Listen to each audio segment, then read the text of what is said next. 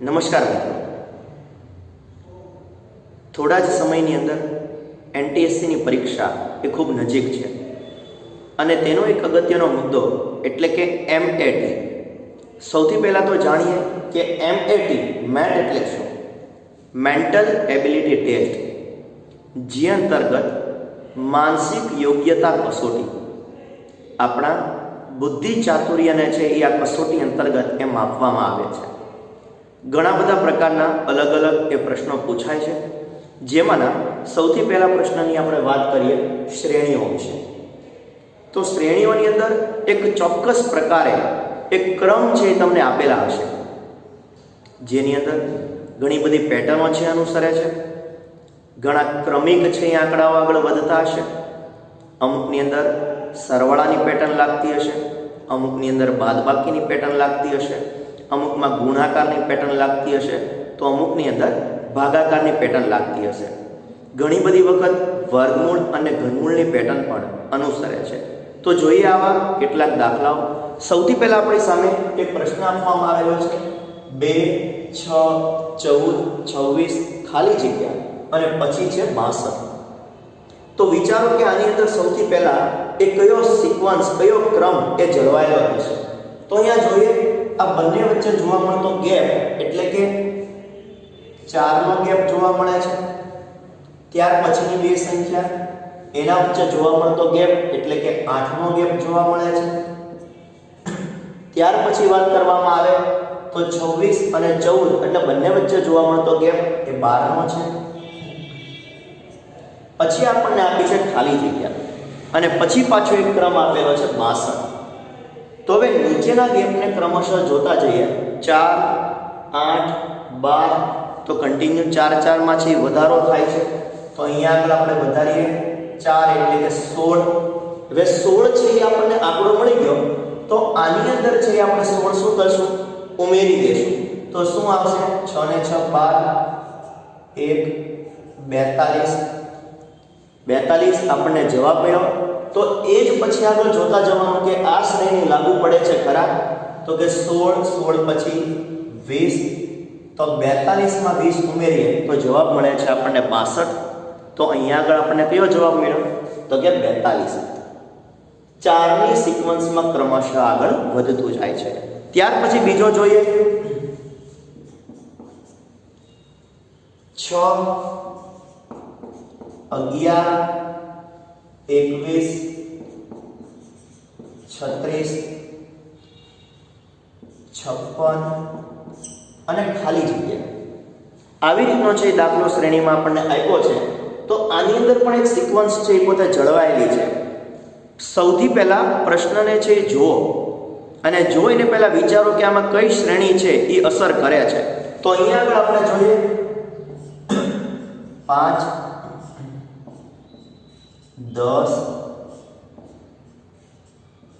15, 20 બધા વચ્ચે 5 5 નો ગેપ એ જોવા મળે છે. તો કન્ટિન્યુ આગળ વધીએ તો 20 ને 5 25. જો અહીંયા આગળ 25 થયા તો આની અંદર છે તમે 25 છે અને એડ કરશો તો કેટલા થશે? 81. 56 માં છે એ આપણે 25 ઉમેર્યા તો જવાબ આપણને મળ્યો છે 81. અહીંયા આગળ જોવા મળી 5 ની શ્રેણી. ત્યારબાદ જોઈએ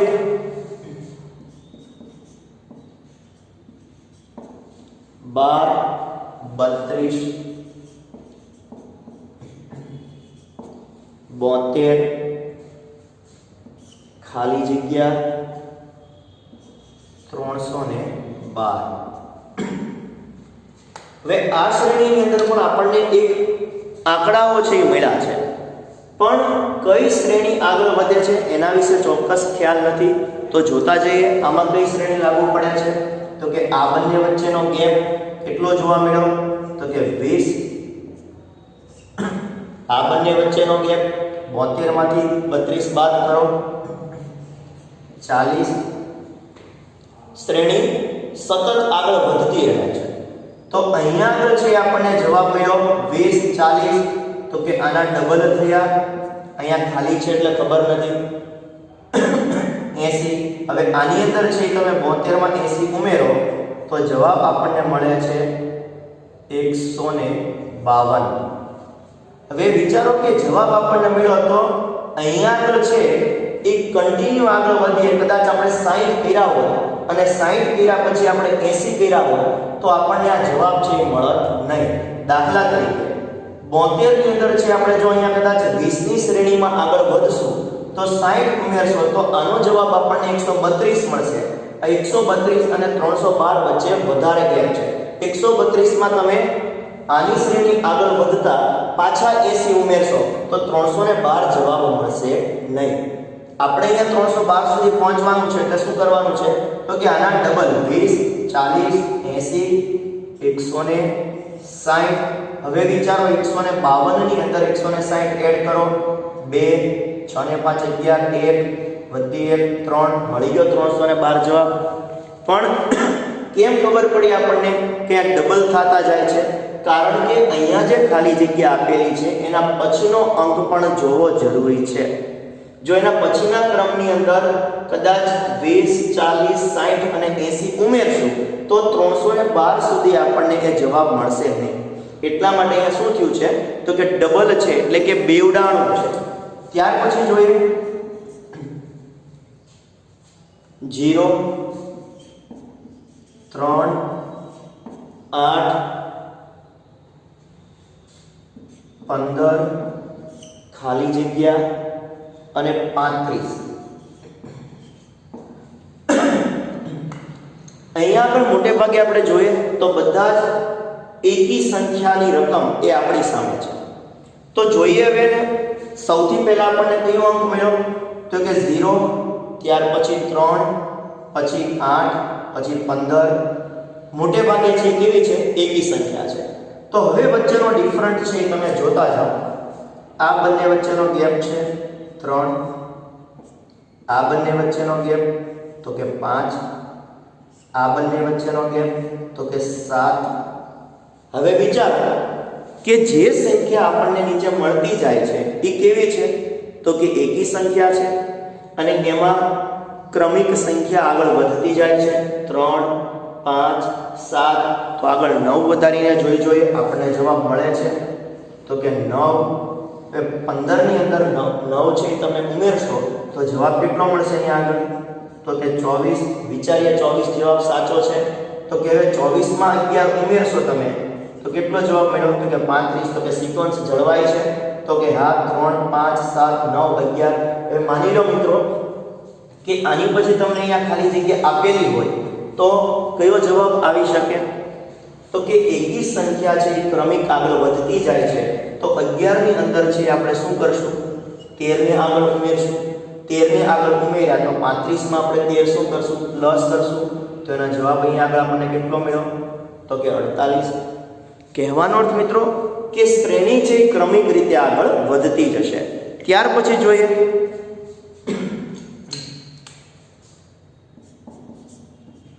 1 4 8 32 64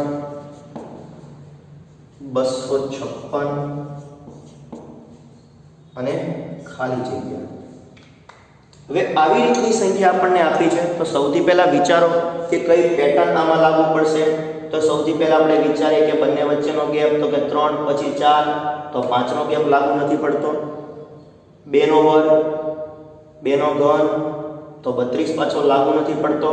તો કઈ પેટર્ન લાગુ પડશે તો કે સરવાળાની લાગુ ન પડી, વર્ગમૂળની લાગુ ન પડી, ઘનમૂળ છે ક્યાંય લાગુ નહીં પડે બરાબર. એકમાં લાગુ પડશે તો બીજામાં એની અસર નથી જોવા મળતી. તો અહીંયા આગળ ગુણાકારની પદ્ધતિએ તમે જુઓ સૌથી પહેલા આગળ એક સંખ્યાને બાદ કરી એટલે કે 4 2 8. 4 નો ગુણાકાર 2 ની હારે કર્યો એટલે આપણને જવાબ મળ્યો 8. ત્યાર પછી કયો જવાબ આગળ છે તો કે 32. આ 8 જે જવાબ મળે છે એની હારે ગુણાકાર કરો. કોનો ગુણાકાર કર્યો તો આનો જવાબ 32 મળ્યો તો કે 8 ચોક 32. પેલી 3 સંખ્યા છે આપણને મળી. આગળ વધો. જે જવાબ મળ્યો કયો મળ્યો તો કે 32. તો કે 32 ની સાથે કોનો ગુણાકાર કરીએ તો 64 જવાબ મળે, તો કે 2, 64 જવાબ મળ્યો। હવે 64 છે અહીંયા કઈ પેટર્ન લાગુ પડી હતી, તો કે પહેલા 2 સાથે ગુણાકાર કરો અને પછી 4 સાથે। 2 સાથે ગુણાકાર કર્યો તો મળતો જવાબ એને કોની સાથે ગુણાકાર કરશું, તો કે 4 ની સાથે ગુણાકાર કર્યો, તો કે 64 ગુણ્યા 4 ચોકે ચોકે 16 વધી પડી 1 6 ચોક 24 ને 25 જવાબ આવ્યો 256। તો પેટર્ન યોગ્ય છે। આગળ વધો, હવે આપણે ગોતવાનો છે જવાબ। તો શું આગળ વધશું, તો કે 256 આપણને મળ્યા, તો કે ઓકે। કઈ પેટર્ન લાગુ પડે છે, તો કે સૌથી પહેલા જે જવાબ મળે છે એને 2 સાથે ગુણો અને એ જવાબને 4 વડે, અહીંયા બધામાં પહેલો મળતો જવાબને 2 સાથે આપણે ગુણ્યા અને પછી એને 4 સાથે ગુણ્યા। તો અહીંયા આગળ 4 સાથે ગુણ્યા તો 256 ને કોની સાથે આપણે ગુણશું, તો કે 2 ની સાથે। 6 દુ 12 વધી પડી 1 5 દુ 10 ને 11 2 દુ 4 ને 5 કયો જવાબ મળ્યો આપણને, તો કે 512। હવે વિચારો મિત્રો કે આનો આ પ્રશ્ન તમને અહીંયા આગળ પૂછવામાં આવ્યો હોય તો જવાબ શું હોઈ શકે, તો કે મળતો જવાબ 512 ગુણ્યા 2 સાથે ગુણી લીધા તો કોની સાથે ગુણશું, હવે 4 સાથે, તો કે અહીંયા 4 સાથે ગુણો। કયો જવાબ અહીંયા આગળ મળે, તો કે અહીંયા આગળ ગુણાકાર કરી જુઓ। 4 દુ 8 4 એકા 4 5 ચોક 20 2048। તો આગળ મળતો જવાબ કયો થયો, તો કે 2048। કહેવાનો અર્થ મિત્રો કે એક સરખી પેટર્નથી કોઈને કોઈ એ આગળ વધતો જશે અને એ રકમ જ આપણે ગોતવાની છે। જોઈએ ત્યાર પછી આગળ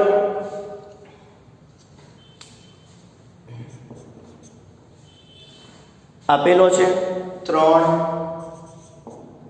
9 27 81 243 અને ખાલી જગ્યા ઓકે।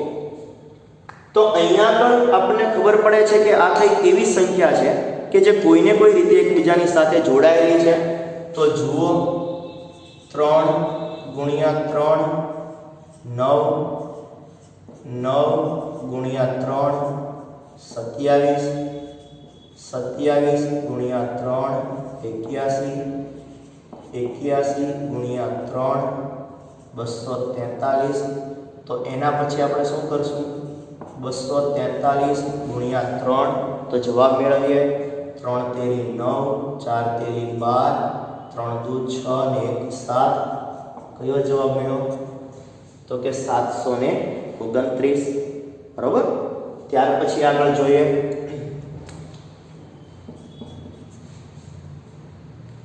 5 7 11 ખાલી જગ્યા 35 67 બરાબર। આવી રીતનો કંઈક દાખલો આપ્યો છે।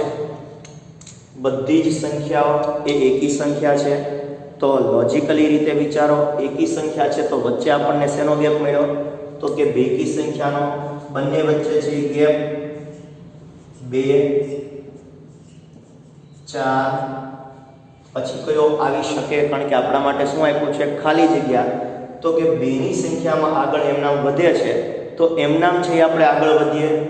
તો કે 2 પછી 4 તો 4 દુ 8 8 કરો એટલે અહીંયા કેટલો થયો 19 પછી કઈ કેટલો આવશે, તો કે 8 દુ 16। કેમ 16 જ આવ્યા, તો કે આપણે ક્યાં સુધી પહોંચવાનું છે 35। 19 માં 16 છે તમે પ્લસ કરો તો જવાબ કયો મળ્યો 35। હવે ક્યાં પહોંચવાનું છે, તો કે 67। કેટલા ઉમેરશો, તો કે 16 ગુને 32 5 ને 2 7 3 ને 3 6 બરાબર। ક્રમિક આગળ વધતા હોત તો 2 4 6 6 ઉમેર્યા હોત તો 11 ને 6 17। અહીંયા 17 આપણને જવાબ મળે। વળી પાછા 6 માં 2 પ્લસ કરો એટલે કે 8 કરો તો 17 માં તમે 8 ઉમેર્યા હોત તો 25 જવાબ મળત, પણ અહીંયા આગળ આપણા માટે જવાબ કયો છે 35 છે। તો કોઈ પણ શ્રેણી છે એને હંમેશા એ તમે ઓળખો, જાણો અને પછી છે એના જવાબ સુધી છે એ તમે પહોંચો, બરાબર. ત્યાર પછી હજુ એક આવો મહત્વનો દાખલો જોતા જઈએ. બહુ સરસ.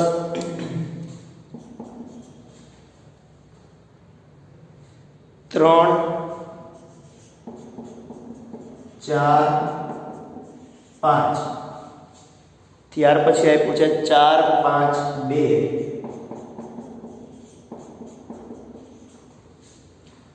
ત્યાર પછી 6 3 4.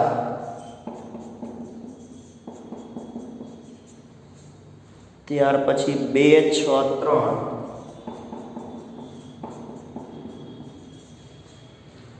છ 3 5.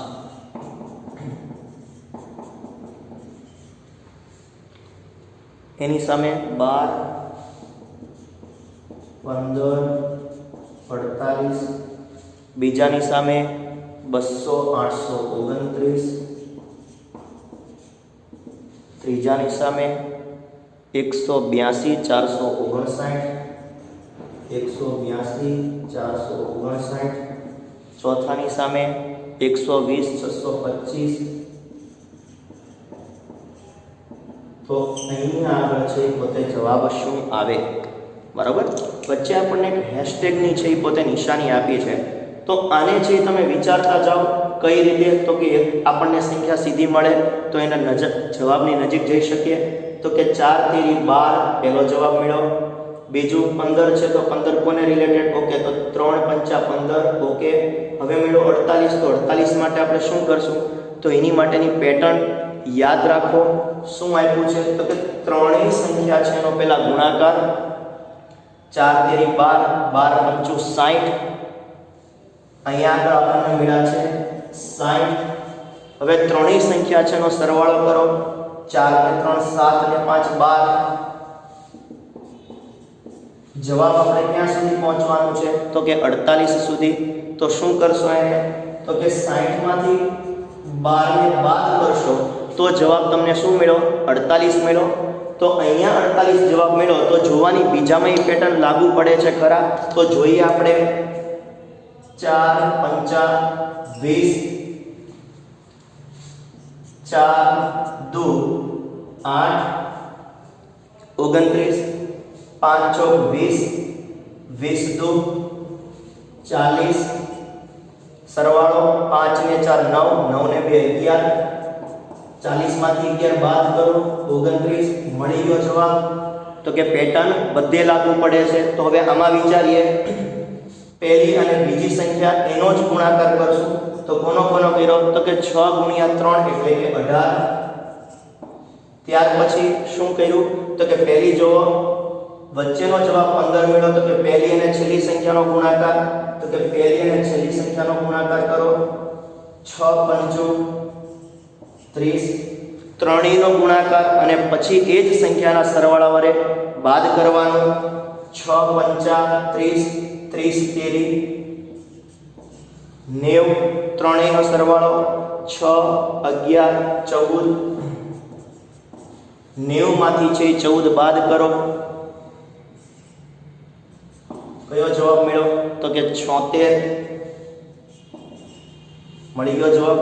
18 30 76. કેમ જવાબ મળ્યો, તો કે જે પેટર્ન આપેલી છે તેમાં પહેલી અને બીજી સંખ્યાનો ગુણાકાર, પહેલી અને ત્રીજી સંખ્યાનો ગુણાકાર, ત્રણેય સંખ્યાનો ગુણાકાર, ત્રણેય સંખ્યાનો સરવાળો, એને વડે બાદ કરવાના અને જે જવાબ મળે છે એ ત્રીજી સંખ્યા છે. તો એ જ પેટર્ન પ્રમાણે આપણે આ દાખલાને આગળ ગણવાનો. 6 તેરી 18, 6 પંચા 30, ત્રણેયનો ગુણાકાર 90, ત્રણેયનો સરવાળો 14, બાદ કરો 76, 18 30 76 એનો જવાબ છે. ઓકે, તો આશા રાખું છું કે આ પેટર્ન એ તમને પરીક્ષાની અંદર ખૂબ ઉપયોગી થશે. અસ્તુ.